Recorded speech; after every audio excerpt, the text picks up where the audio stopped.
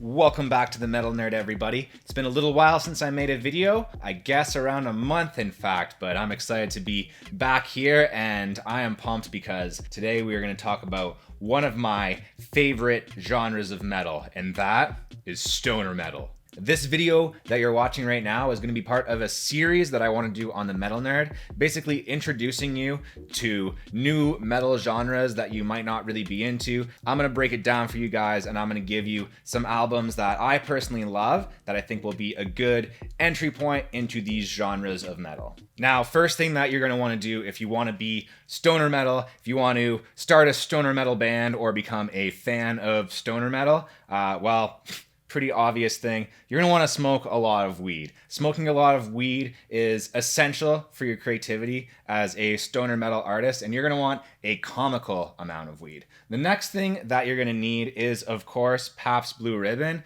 We've got a little bit right over here, so I'm just going to grab that.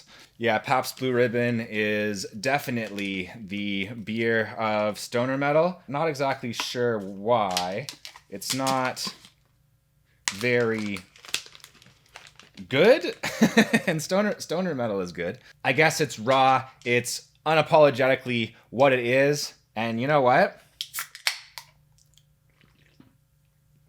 It gets the job done. The next thing about stoner metal that's pretty important, as all metal genres, you have to have your metal fashion. Now, most stoner metal bands, stoner metal fans, members of the stoner metal community, they tend to rock a jean jacket, whether that be a classic blue jean jacket or a black jean jacket. I unfortunately don't have a jean jacket. My hipstery checkered shirt here, I think, is pretty stoner metal appropriate. I don't have long hair or dreadlocks, but I do have kind of messy hair, so I'm gonna give myself a pass on that one. Okay, I think I'm getting a little bit closer now to the stoner metal vibe. Basically, you want to look like a hippie or a biker, generally anybody that society looks down upon. Next, you're going to need some artistic inspiration. Anything around sci-fi or fantasy, mythology, stuff like that, that'll do. I definitely recommend Frank Herbert's Dune. That kind of combines the best of both worlds there. And if you're not a reader, there's a new movie that I heard came out about Dune, so that should probably help you out. Okay, so now we need to talk gear. Obviously, you're going to need a guitar, and I think preferably something that you bought at a pawn shop. Definitely great if a dog has bitten a chunk out of it. That's definitely preferred. Next, of course, you're going to need an amp. You're going to want a really, really big amp.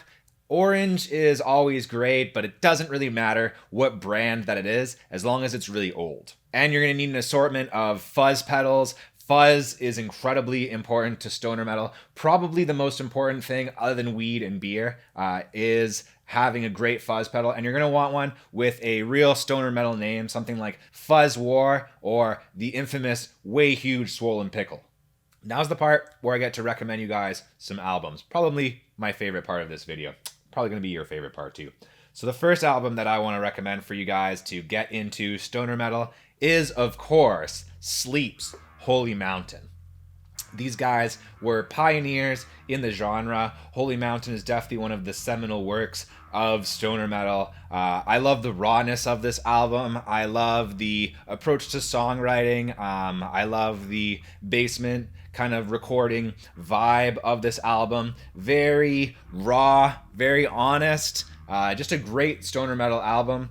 Later on in Sleep's career, this is kind of going to be a trend with a lot of these stoner metal bands. I feel like sometimes they can lean a little bit too much into the droney stuff. I think on Holy Mountain here, they keep it pretty punchy. There's a lot of great riffs, and I think that the whole album progresses really well. Unlike maybe some of their later work, I don't really love the album Dope Smoker, for instance. A lot of people love it, but it's a little bit too droney for me. Maybe I'm just not stoned enough, I guess. My favorite songs on this album, some highlights here, definitely Dragonaut. I love that tune. I even learned how to play it on guitar. I love how it goes between like the soft parts and the heavier parts. The Druid is another great song, lots of great riffs there. And then another tune that I only really started to appreciate more recently, which is Aquarian, just another really well-written stoner metal track. Okay, next up we have Uncle Acid and the Deadbeats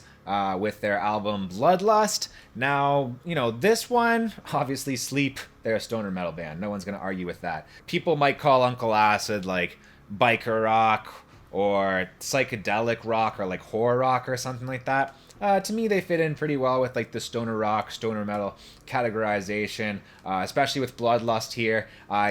Again, the production on this album, it's pretty raw, much like Sleep, kind of a thing in the stoner metal genre. It doesn't tend to be one of these genres where things are super overproduced like they can be, with like deathcore or even modern death metal. I have to admit that I'm a bit of a scary person. I do love some horror themes in my metal, and this album really brings the creepiness. It has incredibly creepy, high-pitched vocals like, "You're on your own, you're on your own." Just, creepy vibes. Some of my favorite tunes on this album, 13 Candles. I love the main riff in that song, the Cut You Down, a classic tune, very Sabbathy. And of course, the Withered Hand of Evil, another tune that I really love. Great atmosphere on this track, definitely a spooky one. Okay, the next album that I want to talk about here is Amerijuanican by Bongzilla. No one's really gonna argue with me that this band's not stoner metal. I mean, they're called Bongzilla, for Christ's sake. Now, this is another stoner metal band where, some of their later work gets a little bit indulgent on some of the, more stonery tropes. They get really droney. On this release, though, Amerijuanican, I find that, again, the riffs are hitting hard. The songs are progressing well. You're getting a lot of, just movement throughout the album that you don't get in some stoner metal tracks, some stoner metal albums that just kind of drone on. Of course, this is one of the most stonery of stoner metal bands. All of the songs are about weed, smoking hash, smoking bongs. They actually record a lot of smoking bongs for the album. They put a lot of actual bong sounds in their music, which is cool, I guess. A lot of feedback as well, incredibly raw album. It doesn't seem like they put a crazy amount of work into production here, but, it's kind of what you come to this genre for. The drums, I will admit, sound a little flat, but, it's a good album. Some of my favorite tracks on this album, Weedy Woman, the title track, Amerijuanican is good as well, and what's that other one? Stone Sphere? There's some type of weird guitar pedal, weird guitar effect that they're doing on that track, the wow, wow, wow, wow, wow. Anyway, just a sick tune. And my beers just fell all over the floor here. Now they're all shaken up. Maybe I'll have to shotgun one. I do have my big knife here, so... Okay, now it's time to talk about an incredible achievement in stoner metal, Electric Wizard's Dope Throne. Now, out of all of the bands that I'm talking about today, Electric Wizard definitely has one of the sickest, if not the sickest tones. You can tell this band really put an emphasis on getting so many amps and so much power and smoking so much weed in order to conjure one of the greatest, most impactful stoner metal albums of all time.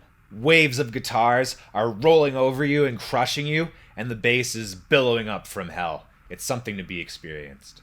I would also say that this band goes the extra mile with their concepts, with their songwriting. I mean, yeah, a lot of the songs are about weed. I'll level with you guys, but they're about weed in a more creative way. Some of my favorite tracks on this album, Funeralopolis, weird name for a song, but the song is so rad. When the submarine part comes in, you guys will know it when you hear it. It's just a friggin' awesome song. And of course, the title track, Dope Throne.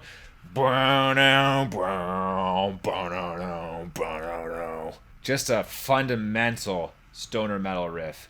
Inescapable. My friends, we have reached the final stoner metal album that I've chosen to get you into one of my favorite genres of metal, which is stoner metal, and that album is Murder the Mountains by Red Fang. Now, Red Fang is one of those bands, you might say that they're garage rock, you might say some other genre stuff. We're not here to argue about that. We're here to celebrate great stoner metal albums. I think that this album fits in really well on this list. There's tons and tons of stuff that crosses over with other stoner metal albums that we've talked about. Definitely the themes of mythology, definitely the raw style of production, just the riffage, right? I guess that's something that I'm kind of realizing about stoner metal. It can't rely on, all of those really fancy things that other forms of metal have. Black metal has the ridiculous amount of blast beats, and death metal has like all types of shredding and tapping and all these crazy friggin' production things going on, right? Like death metal albums, I love the genre, but especially with tech death, like it just doesn't sound like a real performance. And with these guys, they don't have all of that stuff to rely on. They just have to rely on good riffs. And Red Fang is a band that knows good riffs. And I thought about, putting other albums from their discography, even their debut album I've been listening to a lot, even today. Coming into a new appreciation for Red Fang. Murder the Mountains, great album, top to bottom, one of their best for sure. Some of my favorite songs on this album: Hank is Dead. I also love the track Wires. Been noodling around on my guitar, learning some riffs from that song. And a song that I was vibing to big time today, Number 13.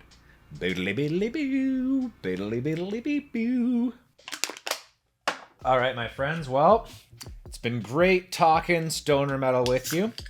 If you have a stoner metal band, album, song, whatever that you really love, maybe your favorite stoner metal whatever of all time, then let me know about that down in the comments. This video was incredibly fun to make, so I'm definitely going to bring you guys more of these. Who knew it was going to be so fun to talk about one of my favorite genres of metal? Weird.